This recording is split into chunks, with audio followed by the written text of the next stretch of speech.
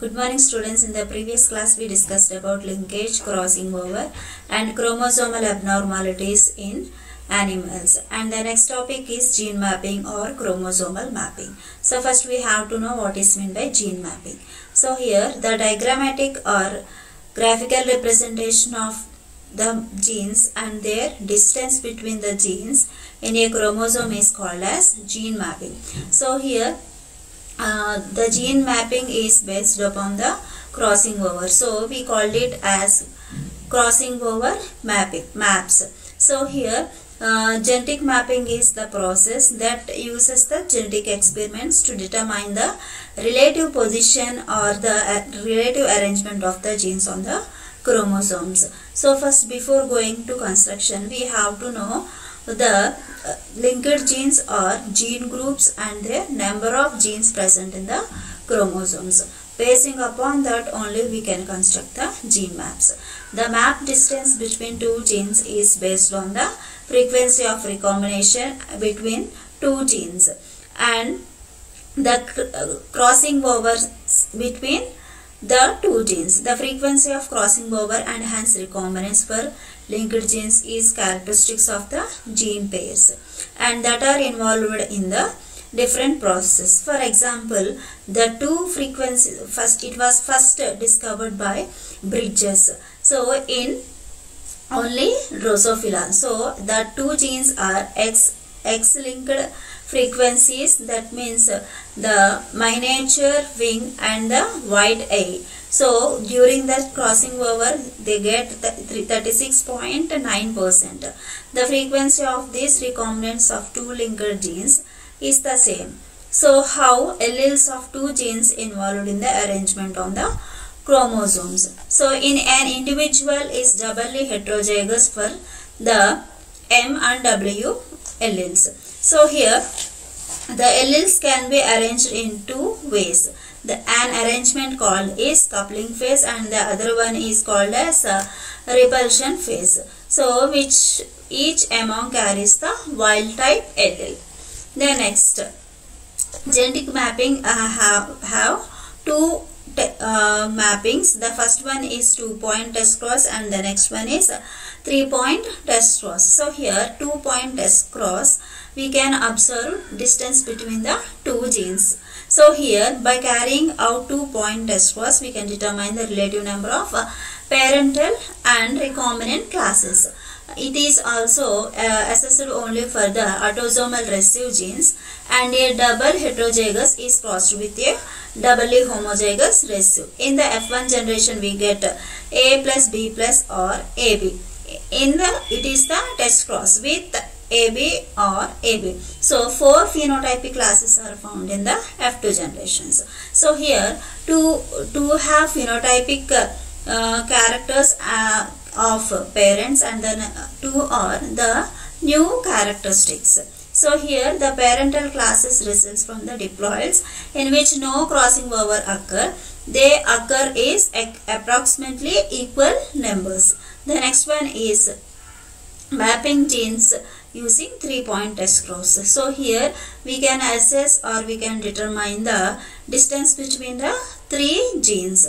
So here a 3-point test cross is the cross of a triple heterozygous with a triply homozygous recessive.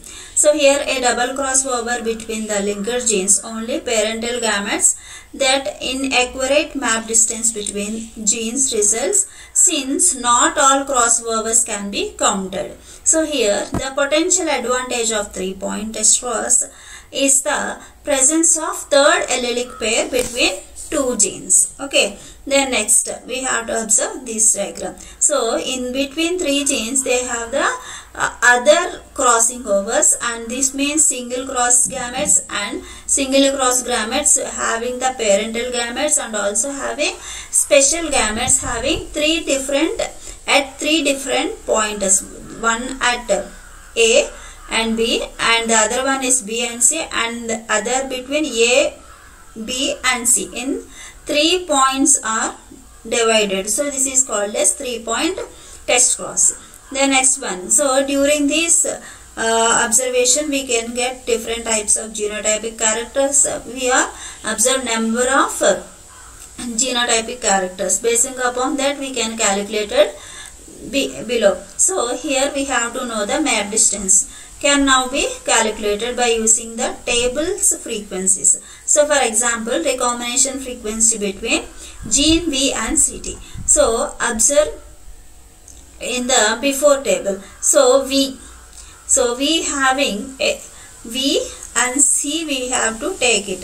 So where V and CT, that is 89, fifth class 5, observe in the class 5 V and CT we have, that is 89. First one is 89 and single crossing over is the region V minus CT plus double cross overs by total number of progeny into 100. So total number of progeny, we have to count these all observations. We can get this 1445. By this, by using V, CT and V minus CT, we have to add by using by 100. We can get 13.2. Basic, this is the distance between V and CT. So we can by using Morgans, so we call it as centimorgans, and 100 centimorgans is equal to 1 Morgan. So this is the calculations of genetic map. Next one is interference and coincidence. So the tendency of one crossover interferes with the formation of crossover in the adjacent one.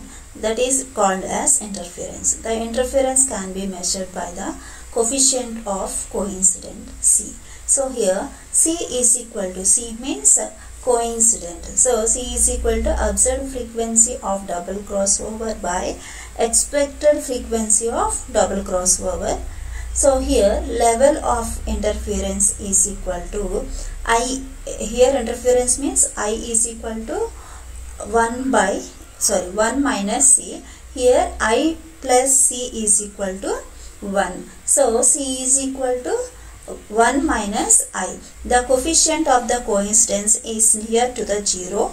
Interference is very strong. So when it is equal to 0, it is very strong, and the double crossover frequency is less. So the if coincidence or coefficient is nearer to 1 each other, it is not interference. So crossover will occur. So here what happens? So here interference means 1 and coincidence is coefficient of coincidence. To compute the expected double crossover frequency, we can use the product rule. The product or the probability of two independent events occurring simultaneously to equal to the product. So this is the most important of the topic. This is one of the short questions. So here, so if the coefficient of the coincidence is equal to 0, it is stronger, then the frequency is higher. Okay. Thus the probability of two crossovers double occurring between the genes is equal to the product of the probabilities of the two equivalent occurring separately. So expected double crossover frequency is I by 100 into map distance per region 2 by 100. And the next one is, in our example, the expected double crossing over frequency is 13.2 by 100 into 6.4 by 100 is equal to 0.0084. Then observed double crossover frequency is equal to 3 plus 5 by 1448 is equal to 0.005. So the coefficient of the coincidence is 0.0055 by 0.0084, that equal to 0.655.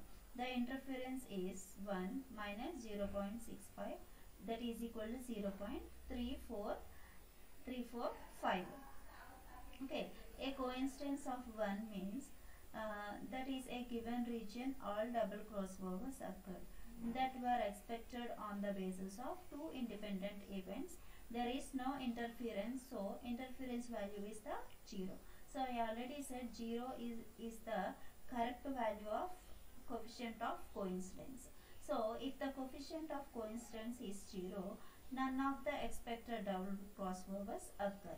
So there is a total interference, so we can say, so the interference value is 1. So in the above example, the interference value is 0.345, i.e. we said it as 34.5. The meaning is that only 65.5 of expressed crossovers occurred in the crossover. Next topic is sex determination. It is the process to determine by whether a individual male or female. So here sex means separation. So every individual of an organism consists of two sections, that is male and female. So basing upon the mechanisms, we can determine the sex. So these mechanisms are genetically controlled, metabolically controlled, hormonally controlled, and also environmentally controlled mechanisms. So here first we have to know what is meant by genetically controlled. So here genetically controlled means the genes can control the organisms either sex male or female. So here the first one is sex chromosomal mechanism, and the next one is genic balance mechanism. So first sex chromosomal mechanism, we have actually autosomes and allosomes. Here autosomes have no involvement in the sex. They will be involved in only vegetative cells that are called autosomes. These allosomes are related to the sex, so they are called as sex chromosomes.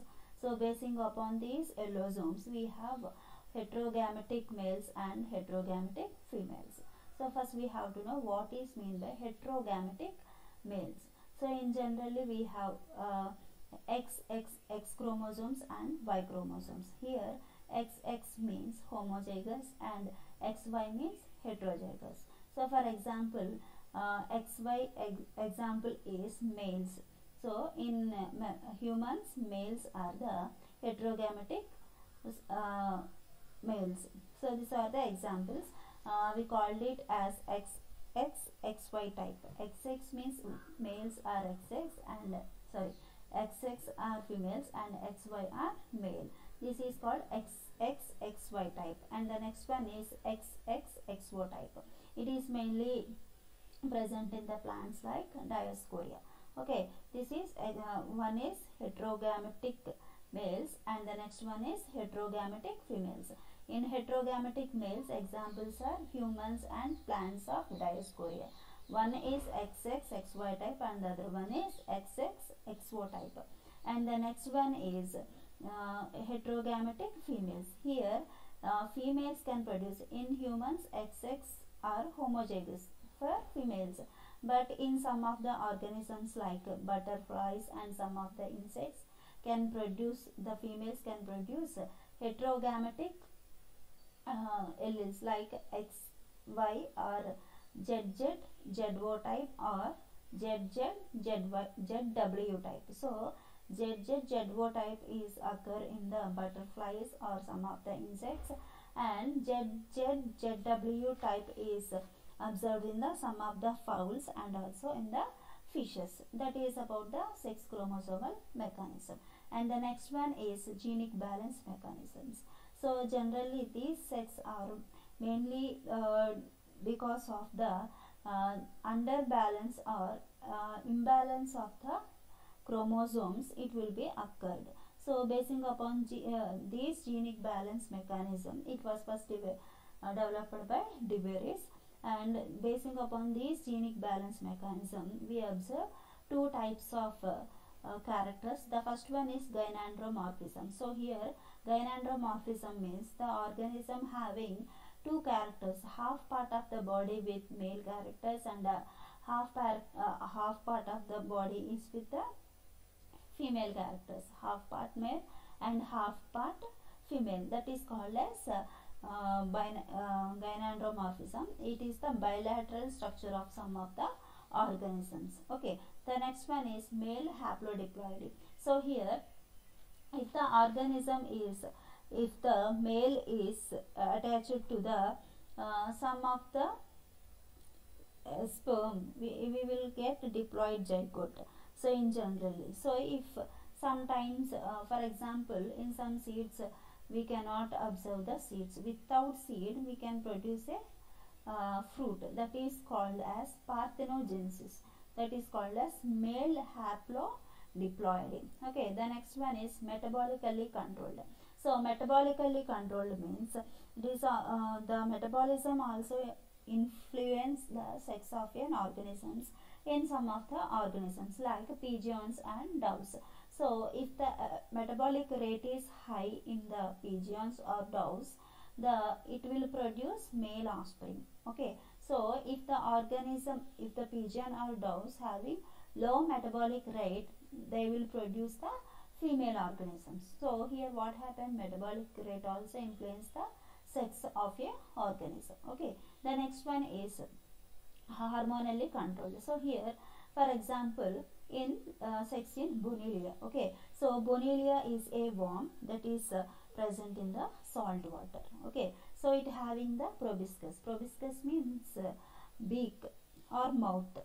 Okay, so when this Bonellia in the salt water, during his pregnancy time, the eggs are released into the water. They are freely moved, the larvae is freely moved into water. It will produce the female offspring. If the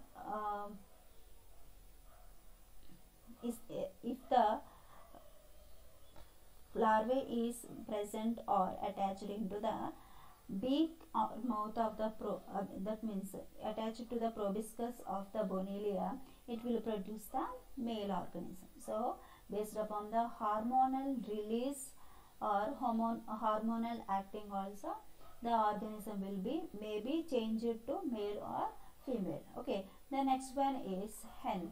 So in hen, if we remove the gonads, it will produce male, and if we do not remove the gonads, it will produce male. That is hormonally controlled hormonally controlled mechanism. And the next one is environmentally controlled. So here we will take three different examples like Orpheotrocha and Dinophus and also turtles. So here the environmental conditions like age, size of the egg can determine the control, and they can control the sex of the organisms. So here Orpheotrocha is a annelida. It produces sperms at young age and produces eggs or direct offspring in the adult age. Okay, the next one is Dinophus. It is an annelida. It is the it produces small egg, will produce the male, and if we produce large sized egg, it will produce the female. And the next one is turtles and crocodiles. So they produce the eggs and incubate at 30 to 35 degrees centigrade temperature. They will produce male. If they produce they are incubated these eggs in 23 to 25 degrees centigrade temperature, they produce females. Genetic population studies. The study of the genetic principles applied to the entire population of a organism, that is called as genetic population studies. So here we have to know about first population and species. So here population means a group of organisms present in a specific area, that may be specific or same species, that are called as population. And the next one is species, a group of organisms that can belongs to same breed, that are present in the specific area, that are called as species. So going to study about the genetic population, we have to know these all those things. So along with that, they have to take the population samples. So here population samples means random collection of organisms of a species in a place that represent entire population of a organism. And the population genetics involves in the studying the frequency at which the certain alleles occurs in the population. Then before going to Hardy-Weinberg principle, so the population studies was first discovered by different scientists, but the equational representation was given by Hardy-Weinberg. So we have to know what is the studies, and first we have to know complete detail about the genetic population studies.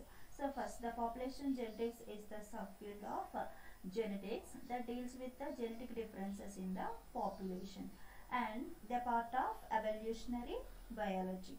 So the studies in the branch of biology examine such phenomena as adaptation, speciation, and the population of the specific area or the structure of the population. So here population genetics was a vital ingredient in the emergence of modern evolutionary studies or synthesis. It is a primary founders were first discovered by Spellwright and IBS Halden and Ronald Fisher. So who discipline of the quantitative genetics, and traditionally are a highly mathematical discipline of modern population genetics, emphasize biotechnical or theoretical labs, fields and works and different types of works. So more phenotypic approaches to modeling evolutionary, such as evolutionary germ theory on or adaptation dynamics, is the emphasize one genetic phenomenon as the dominance epistasis and the degree to which the genetic recombination breaks up linkage at this equilibrium. This makes it appropriate for equilibrium. This makes it appropriate for comparison to the population genomics data. This is about genetic population studies. So first we have to know what is meant by Hardy-Weinberg equation. So the Hardy-Weinberg equation is a mathematical equation that can be used to calculate the genetic variations of a population at a equilibrium. In 1908, G.H. Morton and William, and I also said they are started the genetic population studies. So here first we have to know the principles. Before going to the equation, we have to know the Hardy-Weinberg principles. So under some conditions, the frequency of the dominant and recessive alleles will stay same for one generation to another generation, or for many generations they will be remain same. That means the dominant and recessive characters are remaining same from one generation to another generation. Under these certain conditions, P and Q will stay the same. Here we have to know what is meant by allele frequencies. The term allele frequency refers to how a common an allele is in a population. Many traits in a population are controlled by two alleles, that are dominant and recessive alleles. So scientists sign it as P as the dominant and Q is the recessive allele. So here variables to determine the variabilities between two different types of alleles, they give as P and Q. For any population, P plus Q is equal to 1. That means recessive and dominant characters are equal. That implies 1. So all frequencies can be written as decimals or percentages. So here Hardy-Weinberg condition. So before going to that, we have to know about some of the equation about the Hardy-Weinberg. So here which state the amount of genetic variations in a population will constant remain for generation to another generation during the distribution factor. So to explore this, they will give different types of alleles like A and capital A and small a. When those are equal to 1. Okay. So here P square plus 2PQ is equal plus Q square is equal to 1, where P is the frequency of A allele and Q is the frequency of small a allele. So in a population, in the equation, P square represents the frequency of homozygous phenotype and Q square represents the heterozygous frequency of genotype capital A and small a.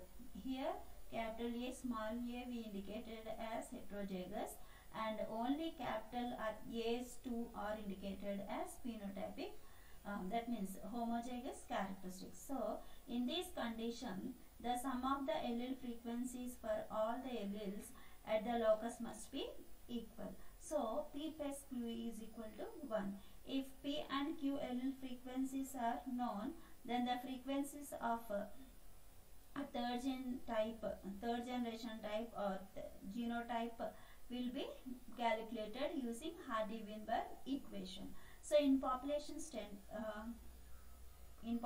genetic studies, the Hardy-Weinberg equation can be used to measure whether the observed genotypic frequencies in a population differ from the frequencies predicted in the equation.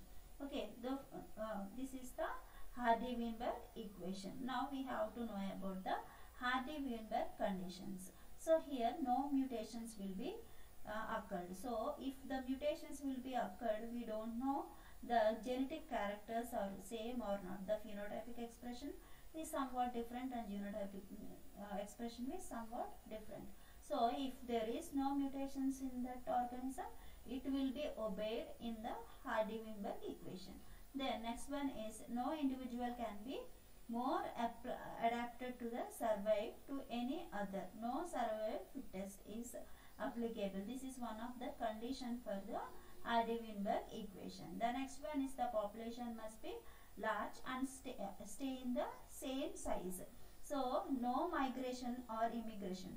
So here migration means movement from one place to another place. It should not be applied for the Hardy-Weinberg equations. They should be stay in that place. They will not be migrate from one place to another generation. And the next one is mating must be completely random. Okay, the next one is determining the P and Q values. So how do scientists determine the values of P and Q? So I already said P and Q values. So what is the genotype 85 with white stripes, capital T or capital T small t? So what is the genotype of 15 with yellow stripes is capital T and small t and small t? This is the question what we are going to give, and we have to solve this question. Okay, so determining P and Q values. So for any trait there will be always the certain percentages of individuals who are homozygous dominant P square, heterozygous 2pq and homozygous recessive q square. So P square plus 2pq plus q square is equal to 1 or 100%. Okay, then sample problem. Okay, the following data was taken from a population sample of recurrence in dunes. 85 white lucerans, either homozygous dominant or heterozygous, and we have to take 15 yellow rhesus or homozygous recessive. So determined by using this equation P, Q, Q square and 2pq and Q square. So the solution. So overall goal of this problem is really to get the value for P and Q. We have to know we are doing this solution to know the P and Q values. The key is to focus on the yellow recurreners because they are homozygous recessive Q squares. Mathematically solve the problem, start with Q square and solve for Q. So here Q square is equal to 15 by 100 or 15. Okay, so to go to from Q square, Q take the square root each side. Okay, so root 15 is equal to 0.4, and remember P plus Q is equal to 1. So here P is equal to 0.4 is equal to 1, P is equal to 0.6.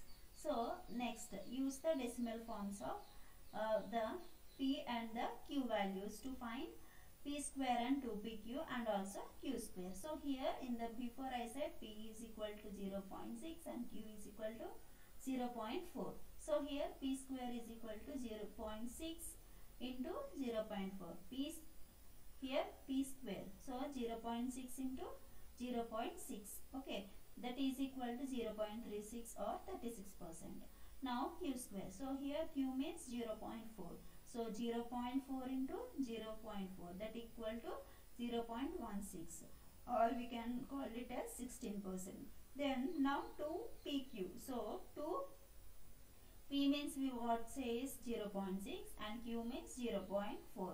So 2 into 0.6 into 0.4, that is equal to 0.48 or 48%.